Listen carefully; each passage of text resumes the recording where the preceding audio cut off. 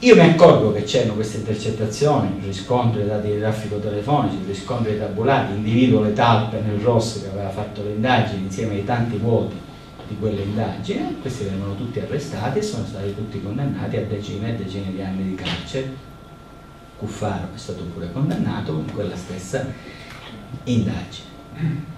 Cosa utilizzava Cuffaro? Cuffaro utilizzava un telefono, uno dei tanti 69 telefoni, perché insomma non si è fatto mancare nulla. Uno dei tanti telefoni era intestato a una signora che non esisteva, che si chiamava Maddalena Carollo. Quindi, ricostruendo questa scheda telefonica che era in contatto con la rete dei carabinieri, io individuo questa scheda telefonica chi gliel'aveva data. E chi gli aveva dato la scheda telefonica? La scheda telefonica l'aveva utilizzata in un proprio cellulare, nel quale erano circolate qualcosa come 50 altre schede telefoniche, tutte utilizzate in ambienti criminali, e attraverso questo lavoro complesso, insomma, che non vi sto a raccontare in dettaglio, se no finiremo fra 2 anni e mezzo, individuo questo Campanella come il testa di serie di questo gruppo che forniva le schede telefoniche e che curava una serie di affari illeciti per le famiglie mafiose di Bancaccio. Da lì questo signor Campanella viene perquisito, poi è stato arrestato. Quando ha capito che insomma, lo aspettavano una ventina di anni di carcere per tutto quello che aveva fatto, ha deciso di pentirsi e ha collaborato con i magistrati raccontando le cose che vi ho detto. Ha parlato di tutti, tranne di Mastella, che contemporaneamente a questo fatto, vedi caso, è stato nominato ministro della giustizia dal governo di centrosinistra, per non dispiacere nessuno, perché era quello che doveva essere più vicino, che doveva sistemare tutti. E Mastella cosa fa? Si porta tutti i magistrati antimafia, si li porta tutti al ministero, e così pensava di essersi blindato da tutto e da tutti. Qualche procura probabilmente non è riuscita a controllarla, come Catanzaro, come Torre Annunziata e qualche altra procura campana, per cui probabilmente insomma, è rimasto qualcosa di incontrollato. Sono state fatte delle indagini, è stata sottoposta a misura cautelare sua moglie per 2 volte, adesso ci saranno i processi. Io gli auguro di uscire indenne, innocente da tutto, insomma, per carità, insomma, tutti gli indagati si presumono innocenti fino a quando non c'è una sentenza di condanna definitiva. Quello che censuro, lo censuro subito senza bisogno di aspettare la sentenza di condanna, è il comportamento politico che Mastella ha avuto nei miei confronti, perché un ministro della giustizia che arriva al punto di fare le cose che ha fatto lui, questi attacchi personali a una persona che si stava limitando a fare il proprio dovere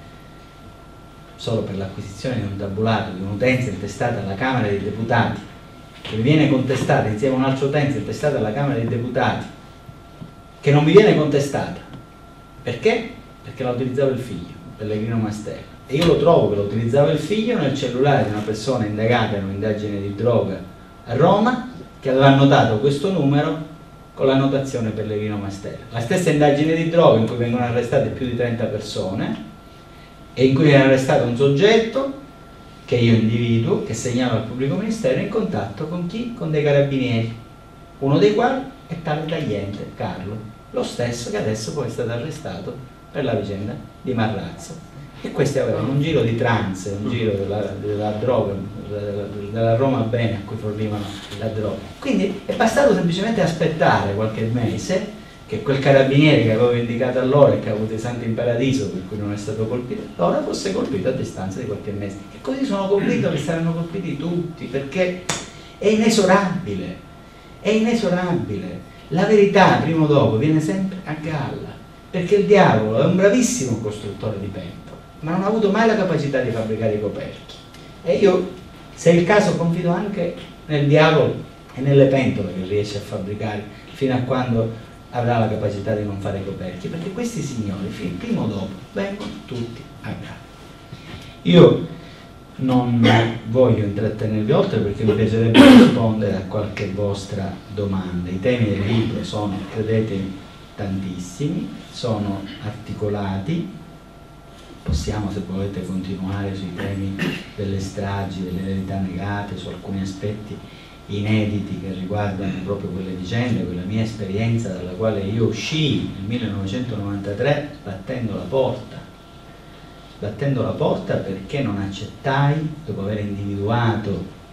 i mandanti, gli esecutori della strage, dopo aver fatto l'analisi del traffico telefonico che ha portato a individuare gli esecutori del materiale della strage di Capaci, quelli che si telefonavano da Roma e da Roma avvisarono i killer a Palermo che aspettavano all'aeroporto, che chiamarono quegli altri killer che erano sulla collinetta di Capaci, il posizionamento dell'esplosivo sotto un cunicolo dell'autostrada, nelle due corsie dell'autostrada Palermo-Trapani, che furono armate di tritolo, che fu caricato con dei bidoni infilati su uno skateboard, e quindi fu stipata praticamente tutto questo tubo, questo cunicolo che era destinato al passaggio dell'acqua da una parte all'altra della sede stradale sopraelevata, e che fu fatto esplodere con un telecomando e con la sincronizzazione dell'esplosione attraverso la mira al passaggio della prima auto, perché bastava un secondo in più, un secondo in meno, le macchine erano più avanti o più indietro, non sarebbe successo nulla, o comunque al limite un incidente. E per prendere la mira e sincronizzare il momento esatto fu posizionata una vecchia lavabiancheria nella sede stradale intermedia, quindi il passaggio della prima macchina dalla lavabiancheria, dal mirino, dal rudere, del relitto, diciamo, dell'elettrodomestico, fu premuto il telecomando e fu fatto esplodere il congegno. Questi e altri aspetti inediti che attengono anche all'intercettazione dell'utenza di Paolo Borsellino, il coinvolgimento degli apparati deviati dello Stato,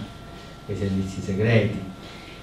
e le vicende che poi riportano questi stessi soggetti alle indagini di Catanzaro nel tentativo di impedire l'accertamento della verità su fatti gravissimi che riguardavano i fondi europei, la subornazione dei contratti a migliaia di giovani affamati e tenuti precari a vita, perché questi hanno capito che il clientelismo del posto che regolava la vecchia democrazia cristiana ormai non reggeva più, perché con questo turnover di partiti e di politicanti che passano da uno schieramento all'altro, dare un posto di lavoro può assicurare al massimo il voto in una competizione elettorale, ma poi il soggetto favorito si sgancia.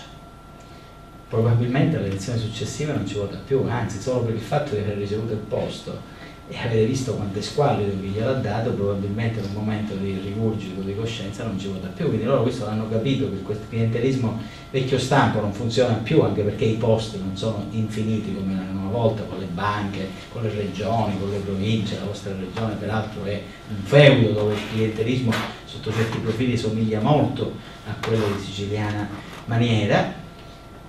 sia a destra che a sinistra, perché non mi pare che ci sia una grossa differenza sotto questo profilo.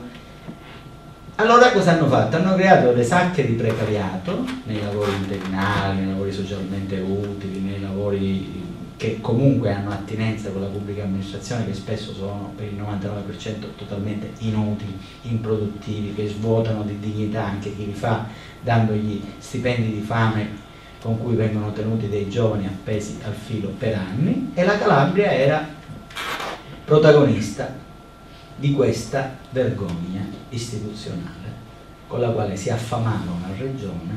si conferivano alla regione centinaia e centinaia di milioni di euro che, anziché far salire il prodotto interno lordo, il livello di ricchezza della regione, hanno lasciato invariato il livello di ricchezza e di reddito di quella regione. Quindi che cosa sta a significare? Non ci voleva nessuna indagine, bastava fare i conti di quello che è il livello di ricchezza di quella regione. Se in un'azienda si conferiscono 100 milioni di euro, alla fine si devono avere o profitti per 100 milioni di euro in più, o comunque si deve avere un bilancio e un patrimonio che è più 100 milioni di euro, pur a non avere guadagnato una lira o averli spesi tutti, ma comunque 100 milioni di euro devono risultare nel bilancio, anche se poi spesi o sperperati. In Calabria non è rimasto mai nulla di questi soldi, quindi questi soldi, così come sono entrati, se ne sono usciti tutti, e poi andiamo a vedere come se ne sono usciti, da che parte se ne sono andati. E quindi in questo disastro di cui nessuno parla, perché tutti siamo presi dai massimi sistemi, ma in sostanza l'indagine era questa, si era scoperto praticamente da